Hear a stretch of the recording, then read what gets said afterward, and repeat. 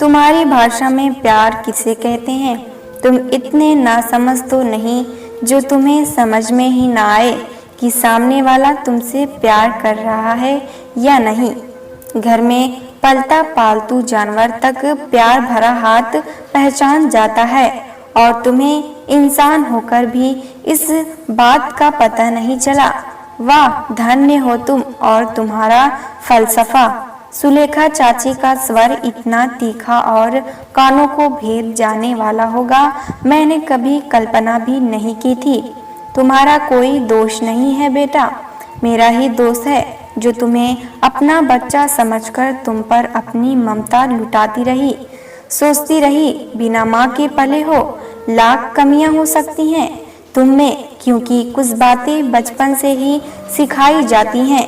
जन्मकुंडी में घोलकर जन्मकुंडी में तुम्हें माँ का सम्मान करना पिलाया ही नहीं गया तो कैसे तुम आज मेरा सम्मान कर पाते? बड़ी माँ, विजय कुछ कह पाता, अपनी सफाई में कुछ बोल पाता, इससे पहले ही सुलेखा चाची ने उसे हाथ के इशारे से रोक दिया। स्तब्ध रह गया था मैं भी। सुलेखा चाची, जिनके संत स्वभाव का सिक्का हमारा सारा खानदान मानता है, वही इस तरह कैसे और क्यों बोलने लगी? अच्छा भला तो सब चल रहा है। सुलेखा चाची ने अपनी एक सहेली की अनाथ बच्ची सीमा के विजय का रिश्ता भी पक्का कर रखा था। विजय के पिता मेरे चाचा थे और सुलेखा मेरी चाची। सुलेखा चाची विजय की जन्मदात्री नहीं है, लेकिन विजय की बड़ी माँ है। विजय के पिता की पहली पत्नी चाचा शादी के बाद विदेश चले गए थे और लगभग 20 साल बाद हमेशा के लिए देश वापस लौटे थे। शांत सुलेखा चाची सामाजिक दायरे का सम्मान करते करते बंधी रही।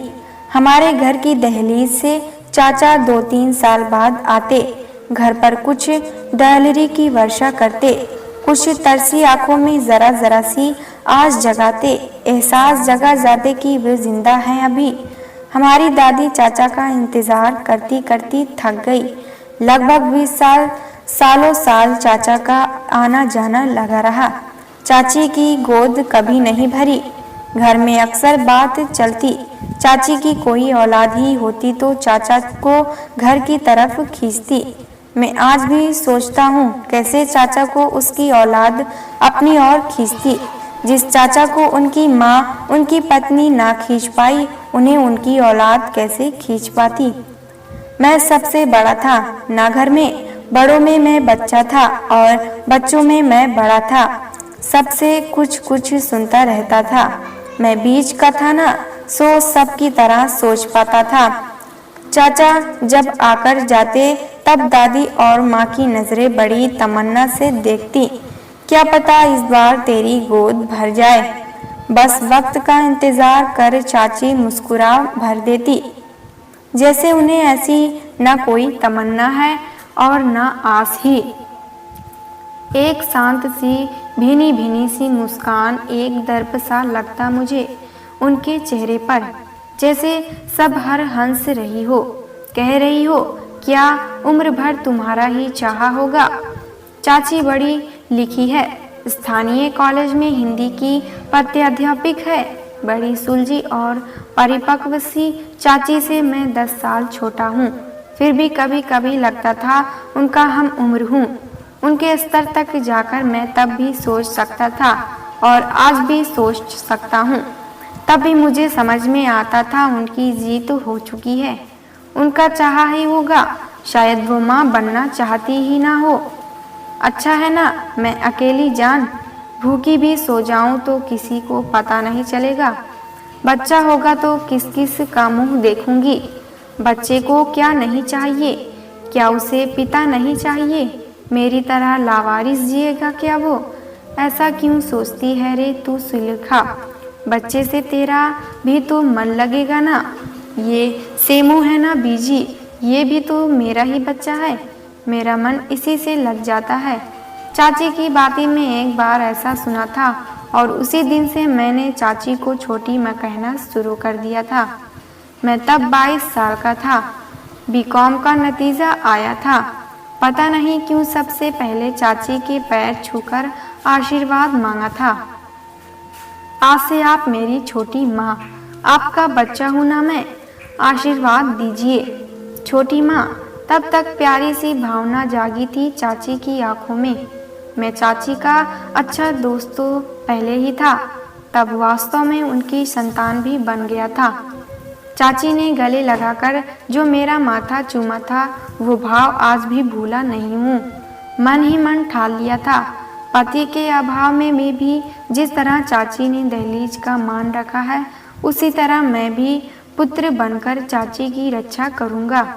मेरी शादी हुई और अपनी पत्नी से भी मैंने यही आश्वासन मांगा कि वह चाची को अपनी माँ, अपनी सखी, अपनी मित्र मानेगी सदा, और वैसा ही हुआ। मेरी पत्नी ने भी सदा चाची का मान रखा है। मैं अक्सर सोचता हूँ, रिश्ते निभाना इतना मुश्किल होता नहीं जितना हम उन्हें बना देते हैं। गरिमा और अनुशासन में रहकर भी जटिल रिश्ता निभाया जा सकता है, बशर्ते उसमें दोनों तरफ से समान मेहनत की जाए। इंसान शराफत की हद में रहे और अपनी सीमाओं का अतिक्रमण ना करे तो कोई भी संबंध आसान हो सकता है। लगभग चाची और चाचा के विवाह के 20 साल बाद एक बार फिर चाचा के साथ एक नए रिश्ते का पदार्पण हमारी दहलीज पर हुआ था। काफी बीमार अवस्था में चाचा लौट आए थे और साथ साथ चला आया था उनका बेटा विजय। हमारा सारा परिवार हैरान परेशान बीजी ने बाहें खोलकर दोनों का स्वागत किया था। एक पश्चात चिन्ह का शेष सबके चेहरे पर बस एक चाची थी जो तटस्थ थी, न कोई खुशी न कोई गम। खुशी भी मानती तो क्या सोचकर, और दुखी भी होती तो क्यों। ऐसा क्या था जो उन्होंने खो दिया था, और एक भी ऐसी कौन सी आशा थी जो अब इस उम्र में जागती बीमारी की हालत में ही रहे। चाचा कुछ दिन विजय सहमा सा शायद चाची से पता चला 2 साल पहले चाचा ने विजय की माँ को तलाक दे दिया था।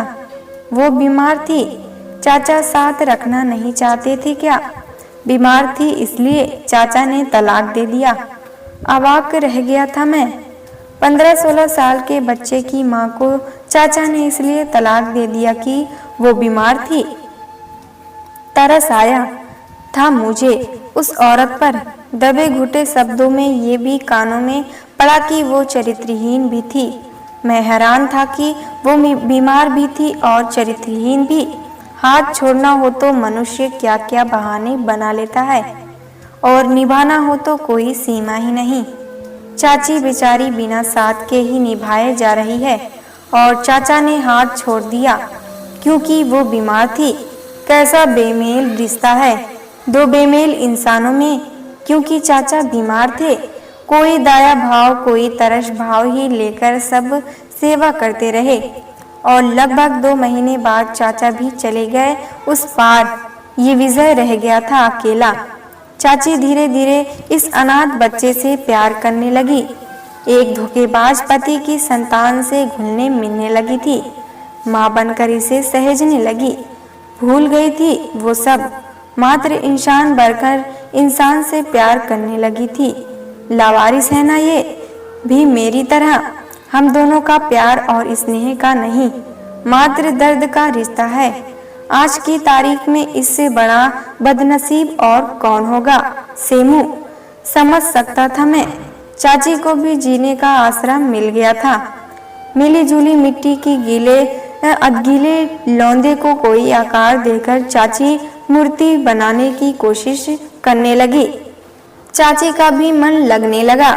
अपनी जमा पूंजी लगाकर चाची उसे पढ़ाने लिखाने का प्रयास करने लगी, और विजय ने भी पूरी लगन से अपना जीवन सवार धीरे धीरे समय बिता।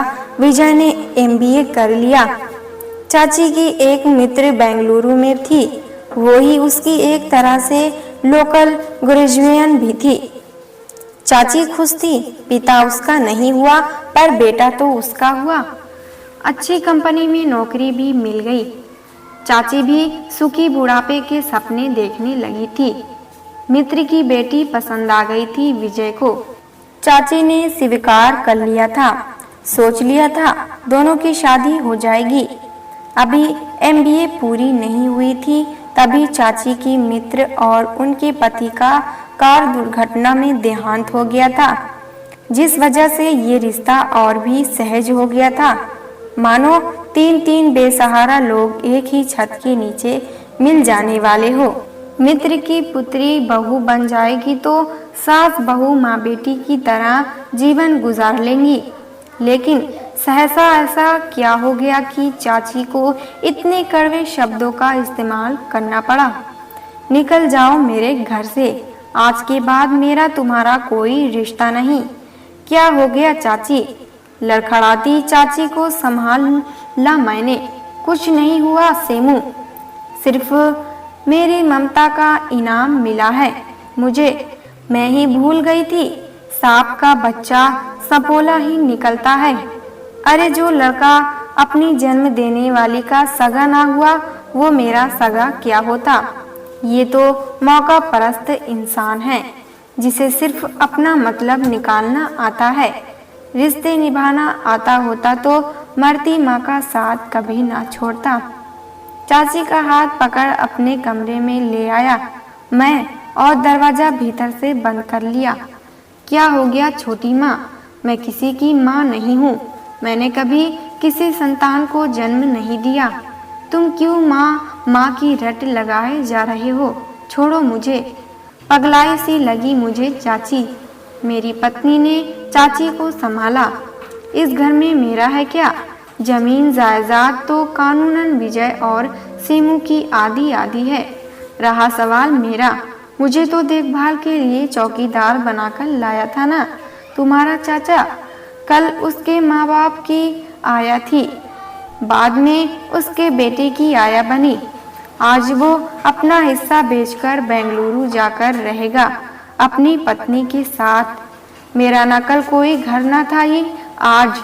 मेरा प्यार कभी किसी की समझ में ही नहीं आया। बड़ी माँ दरवाज़ा खोलिए। विजय बाहर से दरवाज़ा पीट रहा था। सेमू भैया दरवाज़ा खोलिए। पगली सी गई थी चाची। मैंने दरवाज़ा खोल दिया। भीतर चला आया विजय। इतनी सी बात पर आप इतना नाराज क्यों हो रही हैं?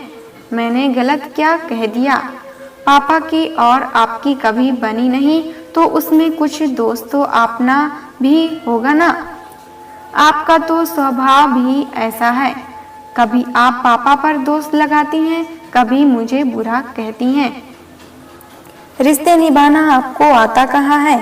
आप तो जरा भी समझदार नहीं हैं। विजय मेरी पत्नी ने सीखकर उसका नाम लिया। मानो तो जड़ हो गया मैं भी। जिस लड़के की अपनी चादर में 1000 छेद, वही मेरी चाची पर आरोप लगा रहा था। कीचड़ का ढेर निर्मल नदी पर आरोप लगा रहा था कि वो गंदी है, समझदार नहीं है। चाची क्या बक रहे हो विजय? क्या हो गया तुम्हें? मैं उसका हाथ पकड़कर बाहर ले आया। ठीक ही तो कह रहा हूँ, चाची होंगी आपकी। सोचा जाए तो ये मेरी लगती भी क्या है जो मैं बकवास सुनूं।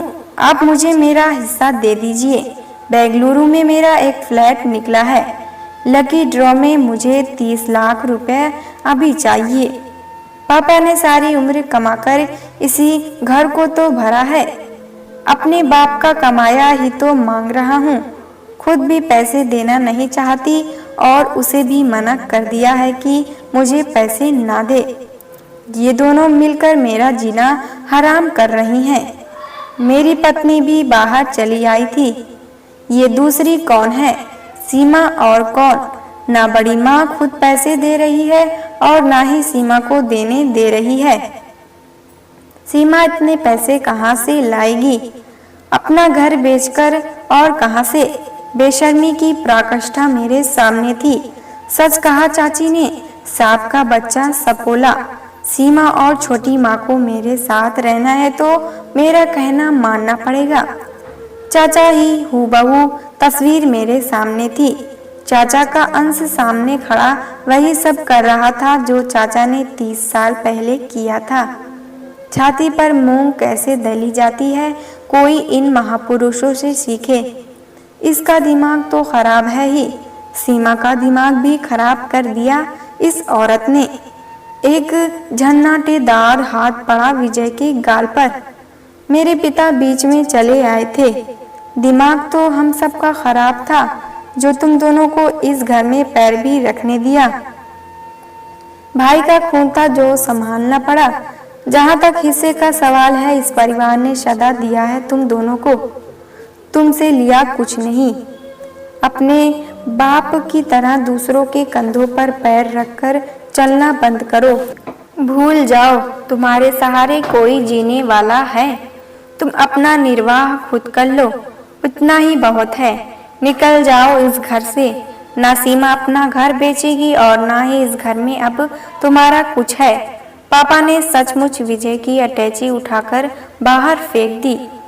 हम ही समझदार नहीं, जो हर बार भूल जाते हैं कि किस पर प्यार लुटाना है और किस पर नहीं। तभी निकाल दिया होता तो आज किसी ढाबे पर बर्तन मांज रहे होते।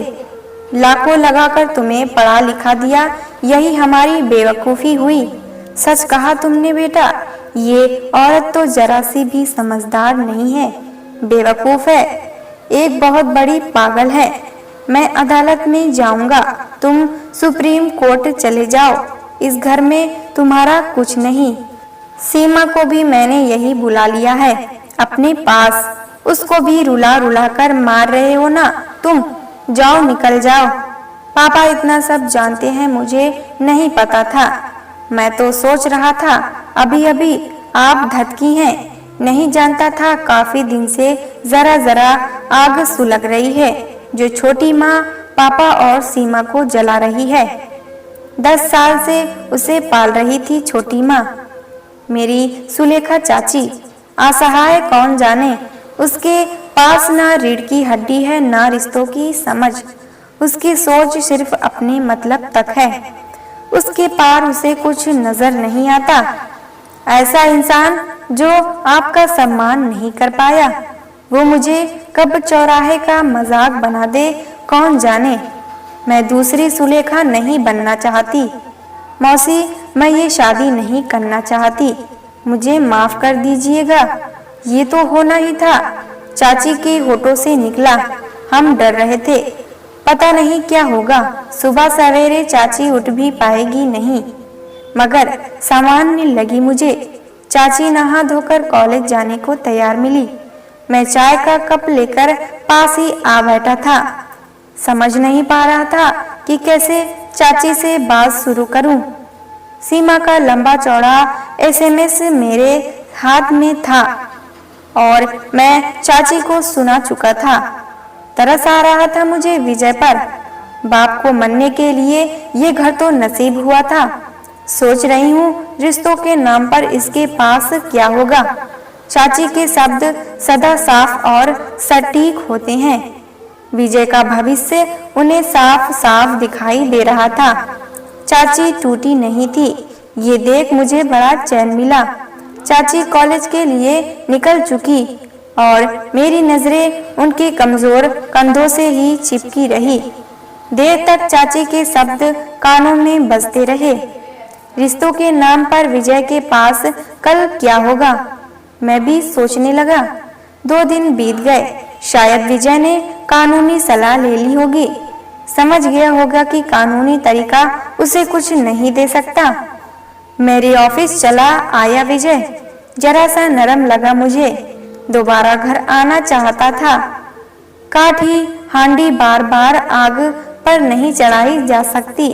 विजय, जिस औरत ने तुम पर अपने जीवन भर की जमा पूंजी लगा दी, उसी का तुमने अपमान कर दिया। सच कहा था तुमने, वो तुम्हारी लगती भी क्या है।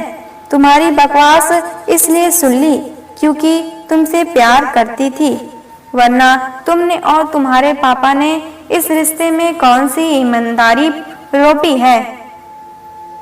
जरा सोचो, किस रिश्ते से चाची ने तुम्हें पढ़ाया लिखाया।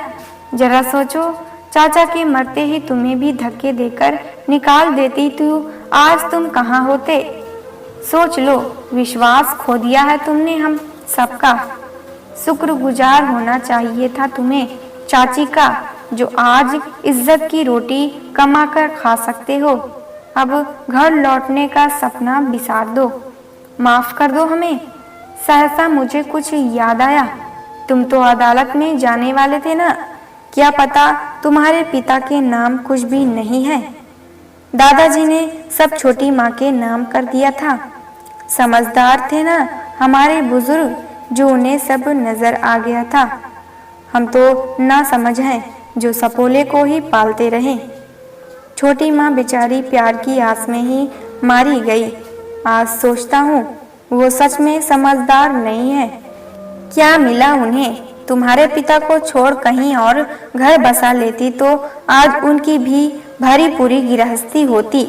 तुम्हारे पापा ने कभी कुछ डॉलर किसी पर बरसाए होंगे तो उससे कहीं ज्यादा उन्होंने हमसे पाया भी होगा। तुम्हारे पापा ने भी सिर्फ लूटा है हमें, जिस तरह तुमने। चाची ने सदा अपना कमा कर खाया है। सोमू भैया, आप मुझे समझने की कोशिश, अब हम समझदार हो गए हैं बेटा, तुम्हारी नीयत जान चुके हैं। अब और नहीं। उठ खड़ा हुआ मैं। अब मेरे पास भी विजय को सुनने का समय नहीं था।